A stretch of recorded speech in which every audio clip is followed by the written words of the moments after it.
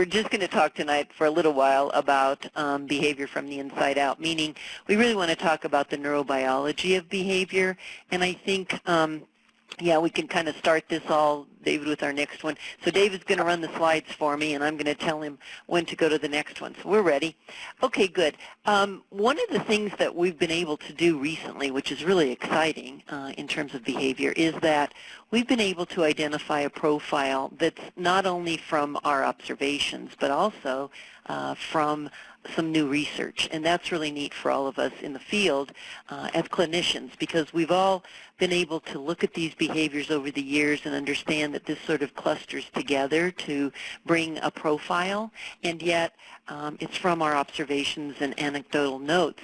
Now we're able to really take a look at these things and know that because of the neurobiology of the brains of these individuals, this is really in fact happening, and it's no longer at all acceptable for anyone to say that a child acts out on purpose or that the child is a bad child because he's aggressive or because he perseverates. We now know that that's linked to the protein, and we know that there are some things that cause that certainly are part of the neurobiology. Those of you that know the behavioral profile and live with this every day, I'm kind of telling you something that you already know, but we clearly know that sensory integration disorder is an issue, that the way that they interpret or misinterpret what comes into their brain does not necessarily work for them very well, and so sometimes that sensory input really causes them to become very anxious and uptight and worried about what's going on in their environment. And that sort of brings us to the next bullet point, which is anxiety disorders. And again, oh, sorry, back on the other one. Didn't mean to say the next slide, sorry. The next bullet point, because they get very anxious, and if you had this sort of thing working against you all the time, I think we'd all be pretty anxious. So we know that's there. We know that they have attentional problems, and sometimes they're hyperactive. We know the girls probably have more attentional deficits than the boys, but the boys have the hyperactivity as well as the poor impulse control. We also know that there's a subset that actually has a dual diagnosis related to moods, and so sometimes the mood lability and the mood swings get in the way, and they have difficulty initiating things, so that's the executive functioning deficits that we see. And even though they really want to participate, oftentimes they hold back and sort of observe, and those of you who have talked to me many times about that your kid's not participating but really loving to be on the outside watching, that's because they have difficulty initiating to get started and involved in the activity. They also tend to perseverate, and that kind of gets into that OCD component where they're obsessive compulsive about the things that need to happen, and they're the ones that will say, and next, and then, and then, and then, in terms of what's happening next, and they get stuck on those things, and they want it to look the same every time because it's comforting. They have a lot of trouble with transitions, and sometimes it's big transitions from getting in the car and driving to the airport and getting on an airplane and taking a big trip, or it could be as much as just walking down the hallway to PE. They also have aggressive episodes, and again, really the package, if we sort of push on it enough, is going to result in some aggressive behavior. Okay, we're ready for the next one. So one of the things that I want to talk to you guys tonight about, and of course we'll leave plenty of time for questionings because I know that you have some specific questions, but we want to look at behavior and really assess whether or not it's problematic. Sometimes we think it is, but it's really not as problematic as just the episode we went through, and it doesn't happen again for a while. Be sure to consider whether or not the child is disruptive at home or in the school environment, if it interferes with his ability to learn or someone else's ability to learn, or it presents a danger to himself or others, or maybe even interferes with social acceptance. So this is kind of the old school. In the beginning, we thought that maybe this behavior that we were seeing wasn't really connected to any of that profile because we didn't know the profile. And so we would just see these things happen with the behavior. We'd see a kid become aggressive, or we'd see a kid take his shoes off and throw them, or we'd see a kid biting his hand. And we kind of thought, well, that's sort of his deal, until we started looking at lots of other kids, and we realized that one size did not fit all, that the behavior was not occurring in isolation, isolation. It wasn't just dependent on one kid's personality or one parenting style. We really know now that we need a really broad brush, and we need something that is very creative in reaching these particular children. So again, it used to be that behavior in special populations just came with a condition and we were to accept it, and there was really no changing it. But then we actually saw the light, and when we saw the light, we realized that we were doing things sort of wrong, that we were clustering these behaviors into this kid has Down syndrome and they tend to do X, Y, and Z, or this kid has Fragile X, so he tends to do X, Y, and Z. Instead now, we really were looking at not only that child with Fragile X, but also that child with Fragile X and other things going on with him. And we were also then starting to tune into the neurobiology. So that's okay, we can go forward. So anyway, we changed from this sort of one-size-fits-all generalist model into one where we're really looking at etiology. And that's different in education, because many people in education will say to you, we really don't follow a medical model. And I'm not really asking them to follow a medical model, but I am asking them to sort of understand that there's a specific neurobiological deficit that really aligns with this behavior and the cognitive challenges. So let's talk about the neurobiology quickly, and then we'll go into some questions. We know these are just kind of sorts of facts that we know about Fragile X, that the biological cause in Fragile X is about 95% of those with Fragile X have an expanded mutation, and we all know about that the DNA is stretched out in that promoter region of the FMR gene. And that's really important, because the promoter, we're finding out more and more, has a lot to do with the neurobiology of these individuals. That mutation is expanded, and there are nucleotides, and they're called CGG, and it stands for lots of long words that I'm not going to get into right now. And there's about 5% or less that really has a different mutation, so we're not going to talk about that group, because most of your kids are going to be the ones that are the 95%. So the normal repeats, the gray zone repeats, the unmethylated, clinically unaffected, which is kind of those individuals in the gray zone, the 45 to 54. We have the premutation carriers, 55 to 200. Again, this number sort of changes depending on whose articles you're reading at the time, but those are the people that may, in fact, be at risk for FXS or POI, or Fragile X POI. We know that their gene is unmethylated, meaning that they are definitely producing protein, so it's kind of backwards. You'd think if it's unmethylated, it's not producing protein, but it is. So then there's the full mutation, which again is the 200 to 2,000, and we know that they're partially or fully methylated, meaning that they're not producing the protein or a little piece of the protein. So this promoter, if you remember that we talked about the promoter region had some difficulty, it's like that when it shuts off, it's like a light switch. And so that gene is switched off, and the repeats start getting really big, and they expand. And that was that CGG repeat expansion that we talked about on a previous slide. So that gene stops making what it's supposed to make, and one of the things is an acid that's very important, and this acid then can't make the protein, which is called the FMRP, which is the Fragile X mental retardation protein. Sorry for the word mental retardation, but that's in there. So again, we have that promoter that's being turned off. That stops the acid, and then we're not making the protein. So this protein is critical. We have lots of proteins, but this one in particular is extremely important for the development of the brain. And it sometimes will make the brain connections to mature, and other times so they're really strong, and other times they're weak. But in essence, the brain can't work properly.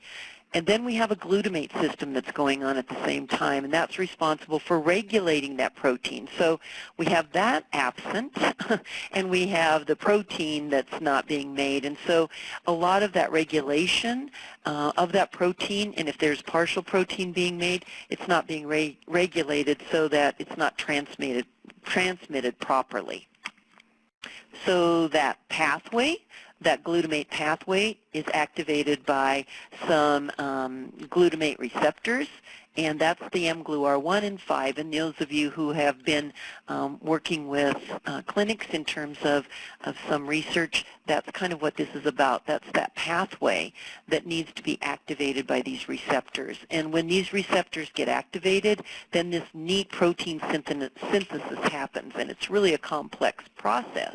But this protein, the FMR protein, serves as an inhibitor. Remember, the regulator for the mGluR dependent protein synthesis. So again, this glutamate then acts as an accelerator, and we're seeing now that that pathway needs to be activated by the receptor, and we see that there's something happening here that causes that to accelerate.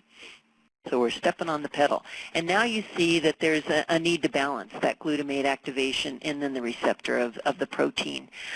If you don't stop making the proteins, you run the risk of making too much, and that's exactly what happens in this population. So Fragile X, you make too much of a specific regulated protein, and the brain connections can't form properly. And so some of the parts of the brains and the connections get too strong, as in the amygdala, which is the anxiety center, and now you can say, well, now that makes sense why my child is having problems with anxiety, because that connection is so strong that it's over-responding. And then there's other connections that might be too weak, like the hippocampus or the cortex. And that area of the brain then affects the short-term memory. So we know that a lot of our kids have trouble with that. And we also know that there's the frontal lobe that also affects the hyperactivity and the executive functioning. So again, those areas are weak connections, and that seems to be problematic. So it's not really hard to understand how difficult it is to treat these behaviors without accounting for neurobiology. You're going to be bumping your head against the wall constantly, and you as parents are going to get frustrated, and so then are the teachers, because if they design behavior intervention programs that don't really take a look at what's going on with the neurobiology, then it really gets to be frustrating for them and for your children. So what I've learned about kids and their behavior is that they show us what they need, and it's our job to give them a better way of communicating their needs. So they'll show us through their behavior, and sometimes it's maladaptive, but we really have to observe that behavior. That's critical, because they're doing the best they can to show us how they're feeling, and they can't say, you know, I'm really anxious when I go up and shake somebody's hand.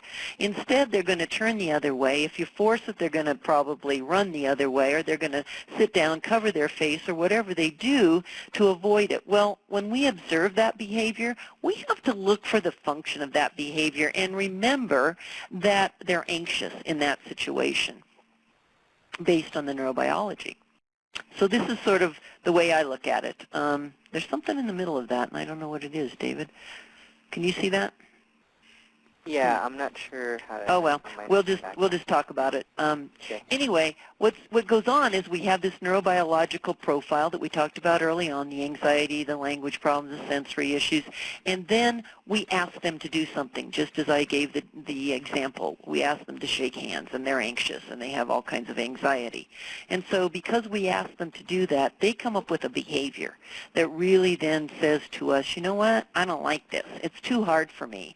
And so they might throw a shoe at you, or they may run away, or they might pull your hair. And what is critical here in this process is that our response to that child is very important, because that child is going to go through this entire sequence until they get that response from us. And so what that means is they won't know how to stop it until we respond. So our response pattern is critical. That's where we can start to teach them ways that they can deal with their behavior, rather than maybe getting really upset and yelling and screaming, and then they're going to be waiting for that response the next time, because they know then this whole cycle will be over. So we're just going to go quickly through a couple of these, and then I think we'll ask questions.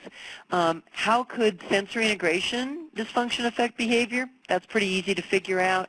If you're in a constant state of arousal because you can't figure out what's going on around you, you're going to definitely have some behavioral problems and need direction.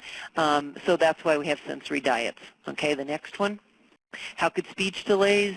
We could affect behavior. We know that if the person is trying to tell us the room is too noisy and we misunderstand and tell him to just have a good time, he'll have fun there, and we don't know what he's quite saying, then he's going to get angry and he's going to hit us. He's going to do something. So that's another way that that profile and the neurobiology of that profile can get in the way. If we don't have gross and fine motor abilities and we're delayed there, we can't kick the ball like everybody else does. And believe me, these guys know what's going on around them, and they also know what it feels like to be embarrassed. And so they can't ride their bike, they can't write their name, they can't tie their shoe. They know they look different, and we're going to have frustration and anger. Physically, they might be sick. These kids get sick like everybody else does, so let's be aware of the fact that they may be acting in a very aggressive sort of way and not be able to tell you that they have an ear infection.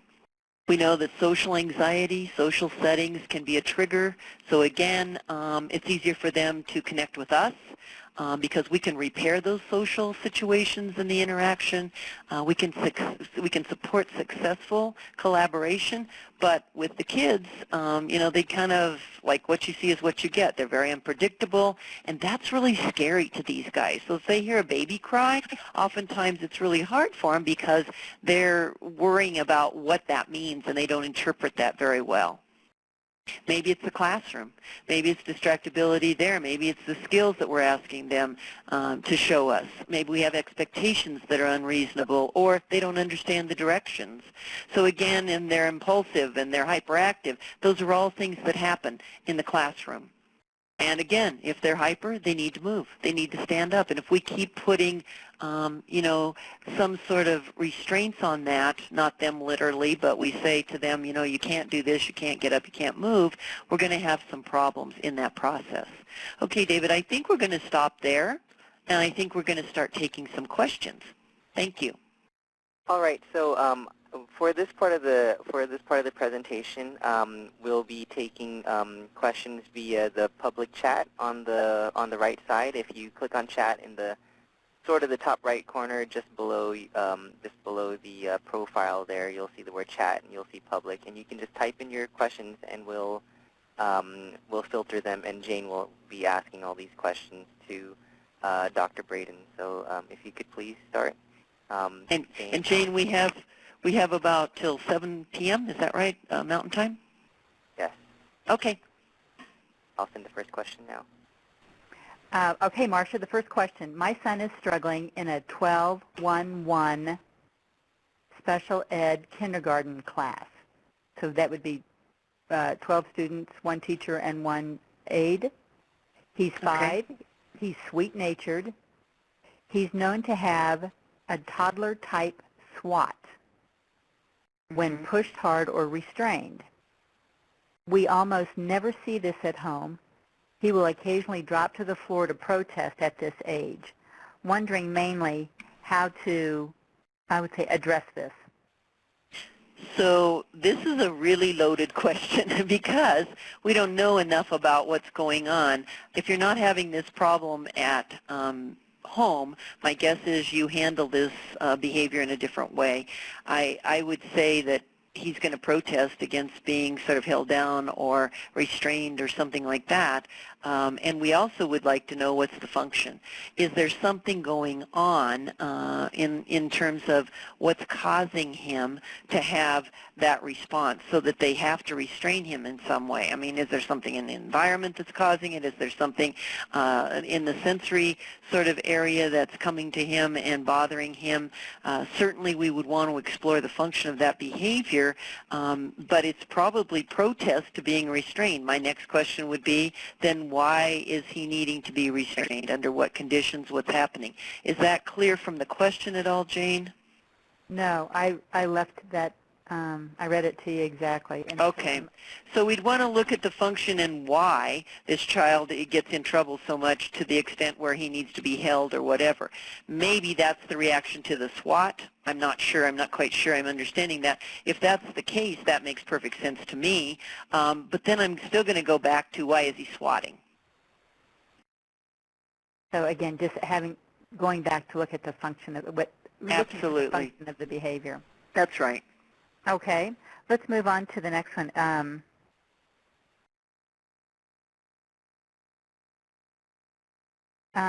This family could use help on social skills and advocating how kids with Fragile X syndrome learn through role modeling, social stories, and scripting. Do you have any general tips? So it looks like they're looking for help on developing social skills. Okay, so what you're going to want to do is look at what kinds of skills are absent in your child. So some things he's going to be really good at and other things he's not going to be very good at. So maybe answering the phone would be one, greeting somebody would be another. And so first you're going to get your little list going of the things you want to target as I want to teach him better ways to respond socially in these conditions or under these conditions, and then you're going to write a story about it. And everybody's probably heard of Carol Gray, but she's really got a nice website, and there's a lot of, if you just Google social stories, you're going to have lots of templates pop up, so it gives you an idea of how to write a social story.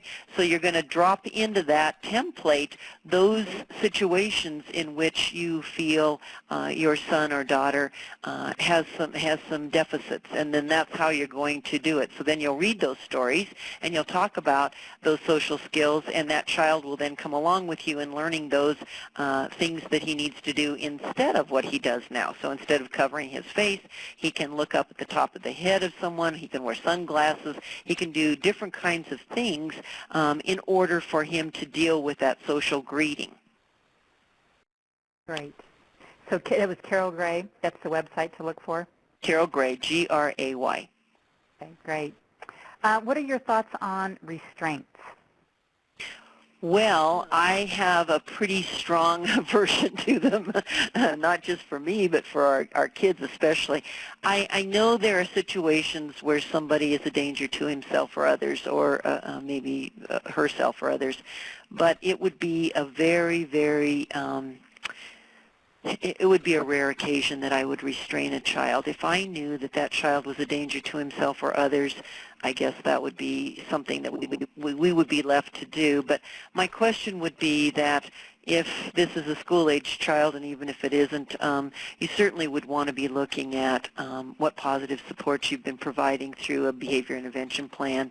You would want to be looking at the data that supports whether or not this has been helpful, and I would want a huge laundry list of things that have been tried in terms of different interventions and why they haven't worked. We'd need to really look carefully at that.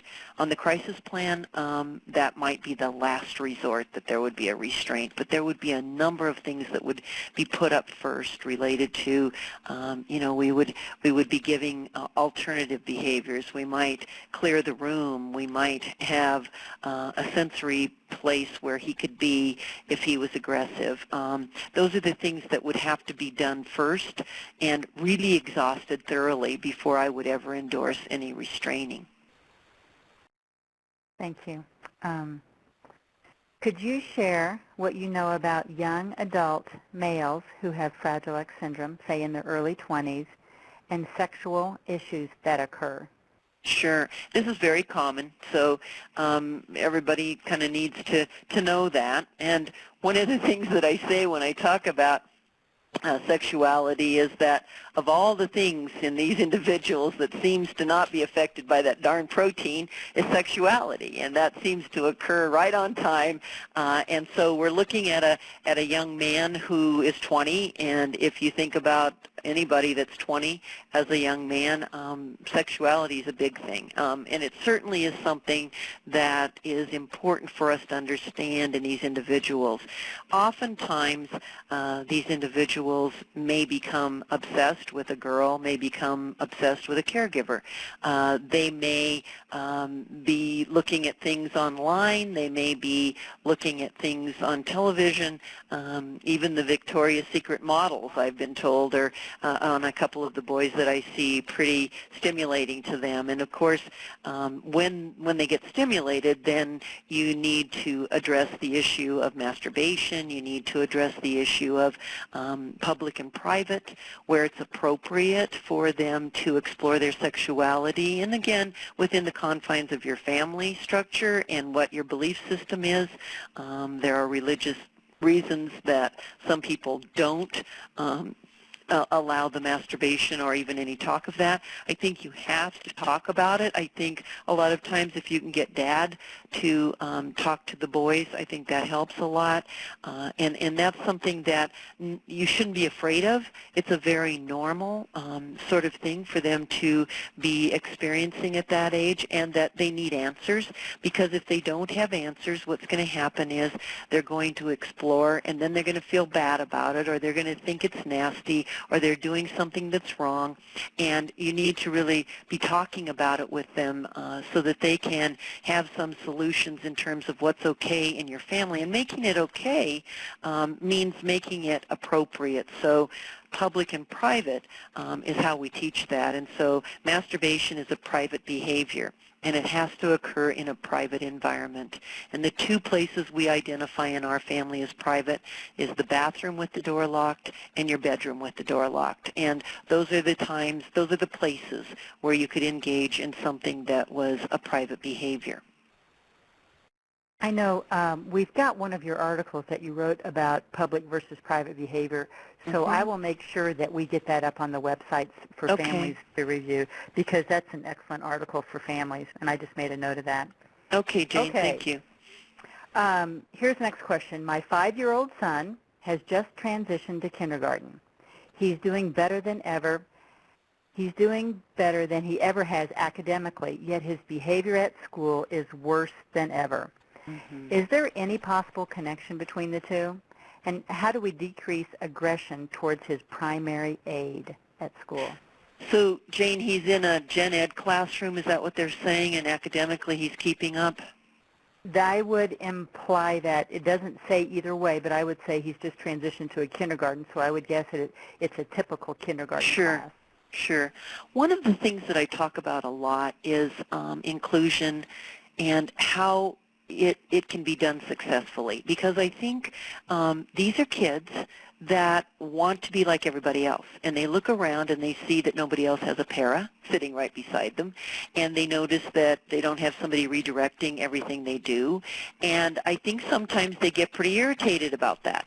But also, we have to be sure that they're ready for whatever the instruction is. And even though he does a really good job with the academic piece, the environment is pretty interesting when you think about it. What goes on in a kindergarten classroom, and I've been there just very recently, it's pretty busy. There's a lot of transitions in it. They're going from center to center.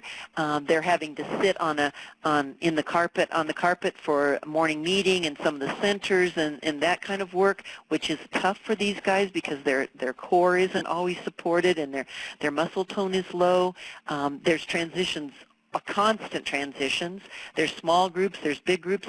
I think you need to look at really just that environment to make sure that there is nothing in that environment that may very well be causing him to feel as though, including the parent, I'm sure she's a very good person, but just to make sure that that isn't contributing to some of these behavioral episodes. And if it is, then I think we have to look at what's the outcome, what do we want him to be doing in this classroom, and if he's able to do the academics, then maybe our outcome is we want him to attend in appropriate way. We want him to display appropriate behaviors. We want him to be socially acceptable. Okay, that's fine. How do we get there? Do we put the para in and kind of back the para off so that the para is 3 feet away and the child then can go about his business? Do we give him a visual schedule or a drop down to kind of help him keep himself in place as far as his behavior, what he needs to do when the teacher says this, when the transition occurs, and so he's got icons across his desk to kind of give him an idea of what he needs to do. Does he need to keep his hands quiet? And if he does, then maybe he needs a little icon that reminds him rather than the aid pointing and redirecting. So, I mean, there's a number of things I think you're going to have to look into before you're going to have the answer to this. But I hope that's helpful. So just to follow up with that, though, have you seen, what kind of value have you seen in using a visual schedule for young children? Yeah, that's really a good question. I think it's very important, and not even just young. I think we all use visual schedules. We all have an agenda. We all have an iPad that has our schedule on it, and we go back to that periodically if we know we have something going on, but we're not sure when, or we're busy and we have to just check. So people that say to me, well, he really did that when he was young and he doesn't need it anymore, I really think these people need it in their lives forever. And I think whether it's a written schedule, whether you just go over with a whiteboard and you write a couple icons, or you draw some pictures, or you actually have a visual schedule posted, board maker, or even photographs on the desk, it's really important to reduce the anxiety. So he may be in a situation where it's no problem for the academics, but a lot of what's happening in that classroom is very difficult for him, and so maybe he needs to look at those icons that says to him, he needs to pay attention to what the teacher's doing, he needs to take some deep breaths, he needs to, back off from anything that he's doing with other kids if he's getting aggressive. Those are the things that maybe could sit on his desk and let him know. It could also let him know what's happening during the day, because there are a number of transitions, and maybe he's really worried about what's coming next, and even though he can handle the academics, he's really troubled by so many changes in the day. And so again, that would kind of equip him to know what happens in his day. And remember, they're global learners, and so they're going to want to know what the whole day looks like. And if there's any change in that schedule, we just talked about this weekend in Northern Virginia, if there's a change, then we need to put a question mark there so he knows that something's going to be different in his day. So I think that visual schedule is critical. Well, and to your point, I have a son who's 25 years old, and we've got a calendar. We've got a month that's on our wall, and that Ian can look at anytime he wants. That it's not only does it have his activities, but he can see the big picture, like you mentioned. That's exactly right. Yeah, good idea. And knowing that an older person still needs it as well. Okay, next question. Are there any activities that can help bring down anxiety at an after-school program with other normal peers? Okay, so we don't know exactly what's causing the anxiety. My guess would be if it's an after-school program, it's not nearly as structured as something that would be going on during the day in the classroom. We also might know that there may be some physical activities. I'm not sure. We might see some unpredictability of what's going on with the other kids. Clearly, I think we have to really kind of pay attention to what that looks like, because that would dictate the reduction of the anxiety. Frankly, I would like to see something like whatever the activities are, you would need to get a list of those, or if they change from day to day or whatever, and maybe you could have your child making some choices about what activities he wants to participate in, and that would be honored by the people who are staffing the after-school activities, so that he would not be so fearful of what's going to happen next, and what his expectations are, and that he doesn't understand what he needs to do, and it's difficult for him to handle the unpredictability. So if he knew what they were, and he could maybe say, I'm going to pick 3 things that I'm going to do, so he's going to do the first one, and then he goes over and he looks at his schedule, and he gets to the second and the third, I think that may bring down some of the anxiety. Without knowing the specifics, it's a little bit hard to answer that question, but hopefully that would be a tool that you could use. Yeah, going back to just, having a visual schedule and knowing what to expect. Right. All right, and next question. I have a 13-year-old daughter that is constantly being accused of staring at school. How can the school address this? So that's kind of common for girls with Fragile X, because sometimes it's sometimes it's spacing out, because these are the kids that, remember we said this earlier, that the girls typically have more attention deficit issues than the boys. So when you're sort of spacing out or you're looking away, it might look like you're staring.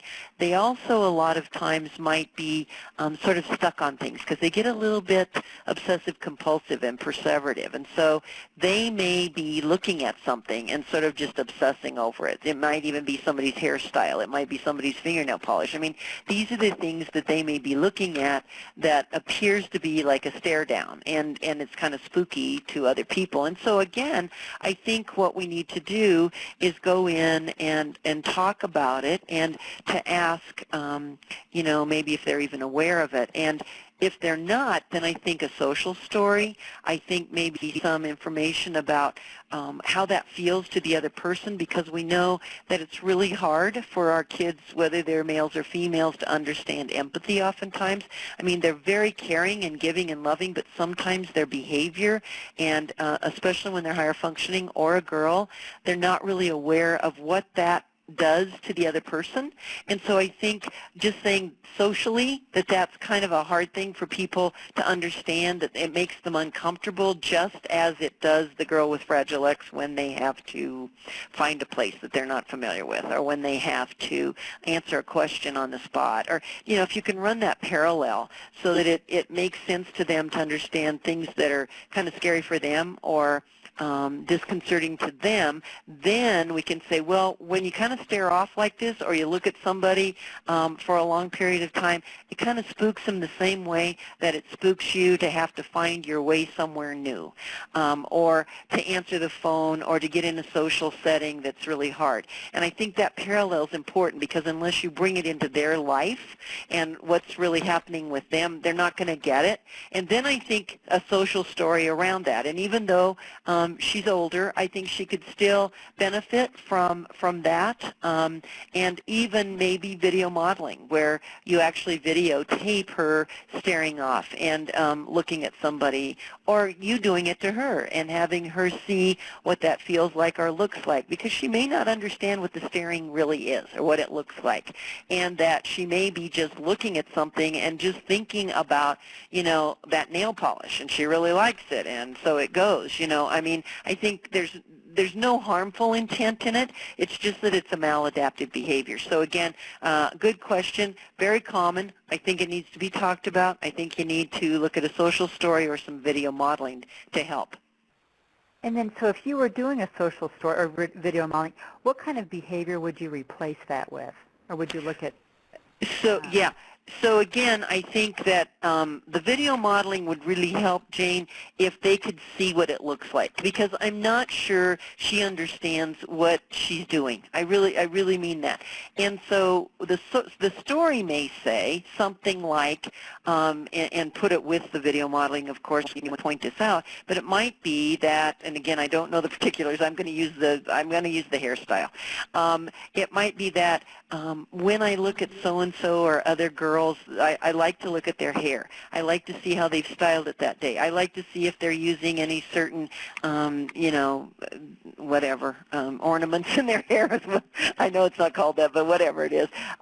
And because it's interesting to me, and I like to, you know, I like hairstyles, and I might even go to cosmetology school when I'm older.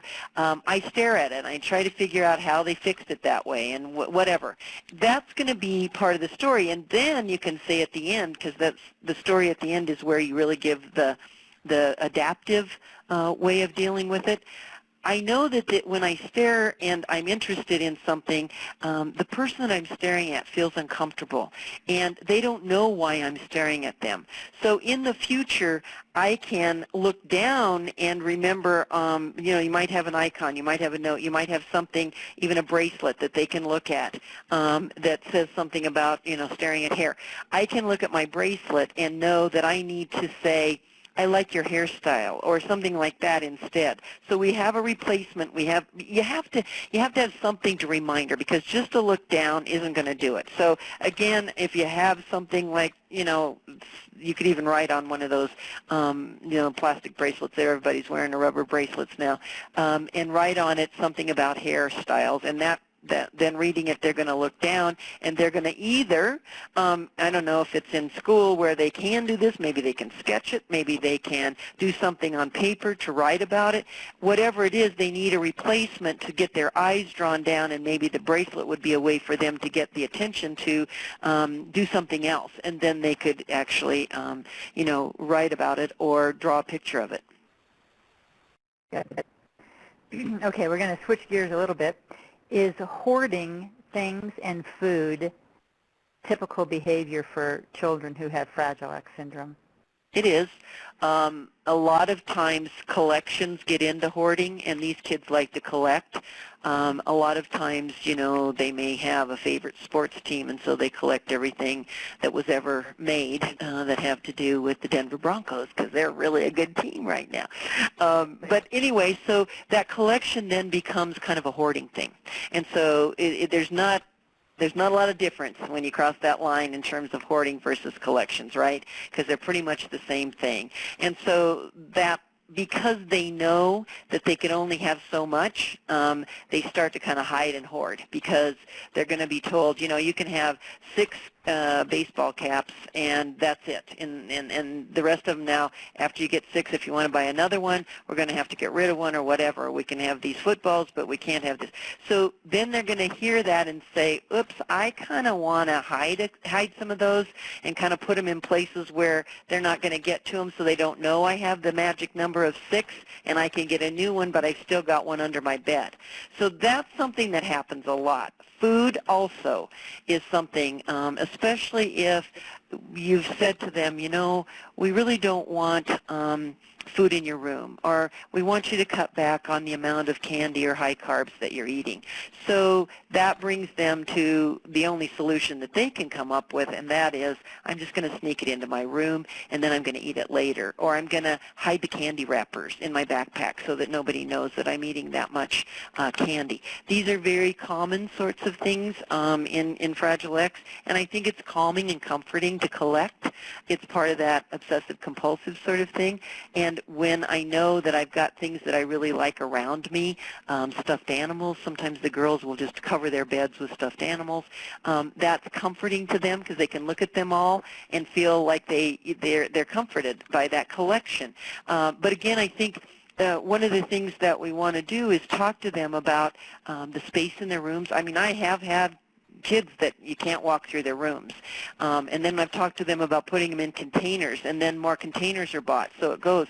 But the containers help because you kind of can get a good sense of how many things are there, and they're kind of put away. So if you buy some clear containers and they know that their stuffed animals go into that container, when that container is full, that's it. And unless they want to take some out and hand them over to you or take them to Goodwill or somewhere else to donate, they don't get any more for that container. It's a concrete sort of look at how many you actually have, because they don't understand that. And the food piece, I think, again, if you need to restrict the diet and that kind of thing, just be aware that they're probably going to sneak food, and you get into that scenario of you only buy certain things and you just don't have it around because it's too hard. Good. Yes, I know my son collects uniforms, and so I'm with you on that. He's got every uniform you can imagine. Oh, man, yeah. All right. Here's another question. I work with 2 children who have Fragile X syndrome in a child care facility. When one boy is upset and is screaming and throwing himself on the ground, we take him away from the others to a different room to calm down. Is this the best method? I think so, because I think that, number one, as long as you're not being really punitive with this taking him away, but just to simply say, I think you need to say, you know what, let's go over to our quiet place, or let's go to our place that's calming. And you can even say to each other as providers, you know what, this is noisy over here. I think we're getting too noisy. Let's go ahead and move over to this calm area, like a side dialogue, so it doesn't look like you're getting real punitive with this kid that's screaming, and you're going to want to try to figure out why he's screaming. screaming, that's always a good thing, you know, because then you'll know what the function of that screaming is all about, and you might get to a better place where you don't have to remove him. But in the meantime, I think you can have a dialogue, and you can say, you know, let's go over here, and maybe you even contrive what you think made him scream. So you might say, oh man, you know, that was really noisy over there, and it made me kind of anxious. So you do the talking and the side dialogue that gives him the words, and it gives him the idea of why he's acting out, because he doesn't know that for sure. And you'll be amazed that he starts maybe saying, too loud afterwards, you know. But you take him over and say, oh man, I need to go to that quiet place. I want to go where it's calm, and I'm thinking of going over to this room. Let's go over. That's a little better way to cajole it and to get him moved in that direction so that it doesn't feel aversive to him, because if it does, you won't get cooperation, and then it's more kicking and screaming, and it's a harder mess to clean up. So I think the side dialogue, trying to kind of explain to the child through your words why he's screaming, and giving him the language to do that, and then moving him along by talking about where a nice calm place would be and how that would make you feel a lot calmer. Now I'm talking to the para right now, the aide, and that's going to give him the information he needs to go along with that. Yeah, it's perfect. Great. We're getting close to, I got a few more questions here. Okay. How can I help my 27-year-old son with transitioning on the van to his day program? This has been an ongoing problem. He's even gotten aggressive with the monitor. Mm-hmm. So it sounds like he's transitioning on the van to, like, from the van to his day program.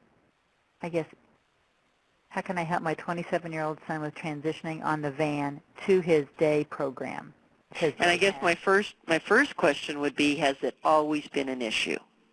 And if the answer is yes, then I would wonder about two things. I would wonder about the van ride. I would wonder about if it's noisy. If he goes by himself, obviously that's not an issue. But if it's noisy, if there are people on the van that make noises that bother him, if the driver bothers him, those would be a lot of questions I'd want to ask. How long is the ride? And then the next set of questions would come around the environment that he's transitioning to. So again, the day treatment, the day program, or the job, or whatever it is, could we look at that? Could we see if that's what's causing a problem? I would also do an experiment and see if you had him driven there, not by you, because he's not going to want to separate from you and you're going to start a bad habit, but maybe somebody that's a family friend or something could drive him there, and if there's no problem with that, and you couldn't do it just one day because it'd be novel, and a lot of times our kids love novelty, but that runs, that wears off. If you did it a week and it worked perfectly and he transitioned into the day program perfectly, then no problem. We'd know that it's the van. It's something to do with the van ride, the people in it. If he still had the problem, then we could start to say it's not really the ride in, it's probably the day program and what occurs there. And day programs can be wonderful, but they can also be either boring or unpredictable. And that may be what he's trying to tell you. I don't know how much conversation you have about what he does there. It would be good to start having maybe some communication going back and forth so that you would know what the plan is. Maybe he doesn't know what they're going to do the next day, and he needs that visual schedule again to kind of predict for him what's going to happen. Maybe he can make some decisions around choices for what he does there or when he does things there. So there's a whole bunch of questions we'd need to have answered. I wish I had those answers because I think I could probably problem solve that a little bit better. Well, I think this is a good example of, it's the type of issue that as parents we deal with on a daily basis. When we go to look at the whole picture, the whole picture is, can be gigantic. What happened yesterday and what's going to happen in 3 days. It's not, sometimes a simple question has a very complex answer. That's exactly right. Yeah. So we just need to know more, Jane, about, the day program. We need to know more about, what's really going on the ride, and we need to know whether or not there's some things in that day program that bother him. And if it happens every day, it's probably, I don't know. I don't know if it's the transition itself. Sometimes we say that we want to give him a job and that they need a transitional object, so that he would have a special job that he would take in something to the day program and deliver it. Maybe there's something that he could bring from home. I mean, it would mean that every day you'd be baking cookies. I wouldn't want to do that. But just something that he could deliver and that would be kind of special, that would make it his job, because that gets him away from that worry of the transition in. If he's behaving great in the van, and the minute they get close to the day program, we see him losing it, then there's probably something about going into that building, and it may be what's on the other side of the door, but it could also be just getting through the door. Gotcha. Yeah, it's complicated. It can be very complicated. Pretty complicated. All right, we're gonna jump down to the other end of this. We're gonna go back to kindergarten. Okay. Our 5-year-old in kindergarten full day, has been swiping or grabbing other children's faces to get a reaction. He perseverates on emotions. We've tried pictures and explaining emotions and nice hands or calm body, but the teacher is out of ideas and looking for, and they, of course, they go to the parents looking for help. Could you have any ideas? So again, I think this sounds like a little guy. I think it's a guy who is very anxious, and I think that he's probably misinterpreting some of what's going on around him. And on the one hand, I think he wants to have some social contact, and that's really important to him. But on the other hand, he's not regulating his arousal level. And so what happens is he's at a point where he's hyper-aroused, and he needs to do something to calm himself down, and the closest thing is somebody's face or somebody right next to him sitting there, and if he grabs, he's going to get some input for sure. So I think we have to back it up, and we have to say, is it only during certain activities? Is it only during times when there's music going on? Is it only during times where there's transitioning? Is it only during times where there's a certain circle activity or things are pretty crowded, the proximity of the kids are very close to him? Does he want to determine some space? Does he want to be able to say, I want to sit back here away from the group because it makes me too nervous or worried? Those are things I think that are really important for us to take a look at, and maybe that teacher can give you some answers to that, because what we're really looking at is, it sounds like an anxious reaction to a lot of either chaos, and I don't mean that in a negative way, but kindergarten classrooms are very busy. So it could be the movement, it could be the noise level, it could be the curricular activity, it could be something they're asking them to do, it could be social. So I think we need more information, but I'm sure he's trying to regulate his emotions at that point, and he's over the top, and so he's going to grab the closest person. I mean, this is a common thing that moms tell me about, that, their son grabs them, or their son looks like they're going to come for a kiss and they bite their cheek. That's just the way they handle that emotional dysregulation, and they're trying to get some input into their jaws or into their hand, and so that person is close, and again, the neurobiology kicks in, and they're just trying to regulate. So we need a little more information, I think, Jane, for this one. Yeah, these are they're tricky ones, and it goes back to how complicated some of these. There's not a simple answer sometimes to these questions. Okay, my 8-year-old son is imitating his friends in class and their behaviors, and he brings these behaviors home. What can be done? What can be done to prevent this? For example, he's imitating sounds that the kids make along with their destructive behaviors. So it sounds like he's probably in a maybe a self-contained classroom. I would guess that if he's imitating. That would be my guess too. Sounds and behaviors.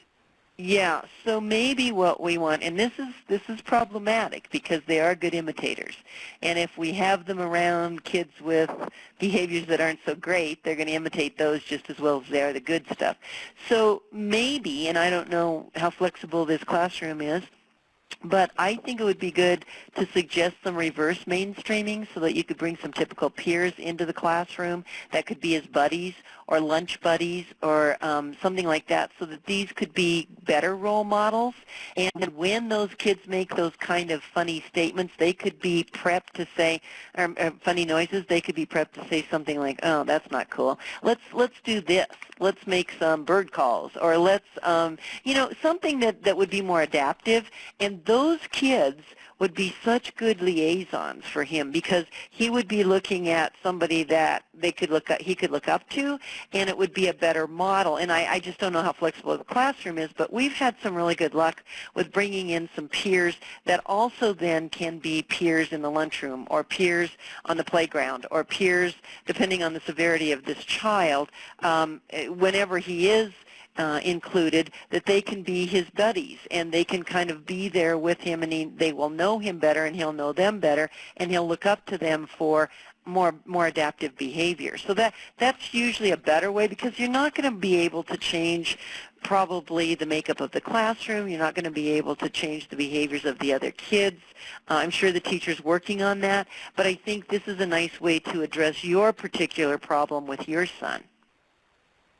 Well, and that is a challenge. That's a challenge that many parents face because of the, of the varying programs that the children are in, and so that is that's a real challenge for many parents. Absolutely. I think we've got time for maybe 2 more questions, and I've got 2 sitting here, so then we'll close if you're okay with that time, Marcia. Yes, I am, and I just wanted to tell David, too, I know we've got the contact information up. It's really best for you to go to my website at www.marciabraden.com, only because that's where you can get to the free downloads for all of my articles and those kinds of things. So if it's possible, that's the best place. And there's an info button there, too, so if you have direct questions, that's a better way to reach me, because I'm not always able to respond to personal emails. Okay, thanks. Thanks. So here, and I'm going to ask this question because I've heard this question from other parents too. My 7-year-old boy is laughing without any reason, and it's hard for him to stop. What approach should I use to stop him? It happens at home and at school. Yeah, that is very common, isn't it? And the girls do the same thing, and I think it's a definite sign of anxiety. I think they don't know where to go with their anxiety, and they laugh. It's a release for them. So again, I think we need to sort of back this up, and I know that sounds like a broken record because I'm always talking about that antecedent, but we might want to look at what it is that's common to both environments in terms of an antecedent. So we might not hit everything. And remember, when I lecture on behavior, you're not going to load yourselves up with a whole bunch of work. You're going to target one thing. And maybe this laughing is your target, but maybe only during one part of the day, or however you're going to do that, because you could drive yourself crazy trying to get rid of this or to help the child reduce it. So I think looking at an anxious or an anxiety-provoking experience, and then bringing it around to pairing that with the laughing and saying, instead of laughing, let's do this. And I think something that competes with the laughing. So maybe it's going to be that you're going to sing a song that he really likes, or maybe it's going to be that he's going to recite count by twos. Maybe it's going to be that he's going to do something like verbally that he likes to do. And I don't know what that would be, because you know him better than I do. But I would at least try to get him off the laughing for a little while. See, it's incompatible. He could probably laugh and sing, but not real well. He could probably laugh and count, but not as well. So I think you need to think of a verbal behavior that would compete with the laughing, but look at what that antecedent piece is ahead of time. And then when you know that's coming, then go ahead and say, let's count. Let's sing so-and-so. Let's record our voice. Let's use the microphone, and let's do whatever. I mean, there's a number of things that you could do, obviously, to compete with the laughing, but I think it's a way for him to show his anxiety. And then you're going to want a calming activity right after that, because just replacing it's not going to be enough. He needs to calm down. And so whatever that calming down would be related to deep breathing, maybe it's going to be something where he needs to be squeezed. Maybe it's something where you need to roll him up. Maybe he needs to have a vest on. I don't know what that would be, but I think that's a sign of his anxiety, and he doesn't manage it well. So looking at the whole picture of from the antecedent to finding a replacement behavior, Yep, to even and then call me. Yep. Gotcha. Okay, Marcia, one more question. Okay. We sure appreciate your time. Okay. And again, this is another question that I've seen before. My 10-year-old gets very upset at any sign of strong emotion in us, especially laughter. He gets really angry when my husband laughs, even when they're in different rooms. He cries, yells at him to stop, and sometimes it goes into a full meltdown. Why does laughter trigger anger? Is it just my son? No, this is common. This is very common. Any kind of emotion. And we always talk about even a confrontation or a perceived confrontation or raising your voice or anything like that. It's an immediate response pattern. So to him, he's activated. Right away now, he's aroused, okay? And he doesn't know what to do with that. It feels like, you know, he's getting all of the physiological responses of the heart racing, and maybe he's sweating more, maybe his ears are getting hot. So he's feeling very uncomfortable physiologically when he hears the laughter. Now, you have to remember that run on excitation is really similar. So a laugh, a scream, a yell, any of that kind of that's not kind of just a normal sort of monotone voice or a quiet voice is going to give him it's going to bring him to an aroused state.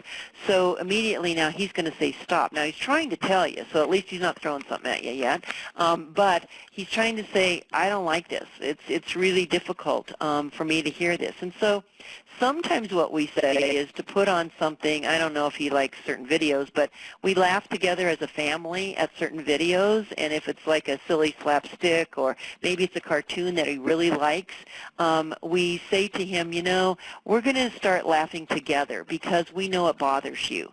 And he's going to avoid this because even though he likes what's on, he's going to want to, you know, say, no, I'm not doing it. And you're really going to have to do something like, we're going to watch the video for 5 minutes and then a really high-strength reinforcement, because he needs to be desensitized to that. He can wear headsets while he's listening to the laughing of everybody, but I want you to pick something that he really likes, because I think I know who this is, and I think I know this little guy, and I think that he likes a lot of certain videos or whatever, and I think if you use something that he likes a lot and then he's reinforced by taking a bath. I'm just kidding, because I know that's what he doesn't like to do either. Okay, that wasn't too funny. But if we could reinforce him with something that he really, really likes, and it might be a food item or something like that, I think then we stretch it, and then we start doing some things like we're going to videotape people laughing. And so it's going to be our family, and we're going to be telling a joke, and then we're going to laugh about it.